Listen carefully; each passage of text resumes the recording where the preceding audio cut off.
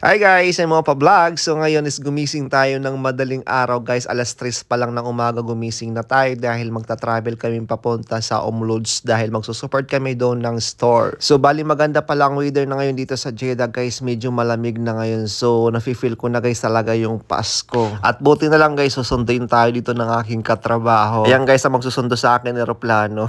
So ayun pala guys, nandito na pala kami nakasakay na and aalis na kami papunta sa Umlods. Pag nag-travel ka pala guys dito sa Saudi Arabia papunta sa ibang lugar, yung makikita mo talaga dito is puro talaga is mga kabundukan lang, wala ka masyadong makikita dito ng mga bahay, ganun dito guys. So bali guys, mag-stop over nga pala muna kami dito sa Yanbo dahil pupuntahan muna namin ang isang branch dito sa Yanbo. So nga pa guys, napansin nyo pala dito is bumabaha dahil kaulan lang pala dito. So ang dami palang mga sasakyan na nakalubog hanggang ngayon. Ang ulan pala guys dito sa Saudi Arabia is 2 beses lang sa isang taon or minsan guys 1 beses lang. Pero pag umulan naman guys, grabe bumabaha kaagad dahil lang drains ang problema dito. And finally guys, nakarating na kami dito sa branch guys dito sa Yanbo. At meron pala kami dito guys katrabaho na Pilipino. Si kabayan galing yan guys ng Pilipinas. Bago lang siya dito guys, so nahagard na daw siya, nagrereklamo na.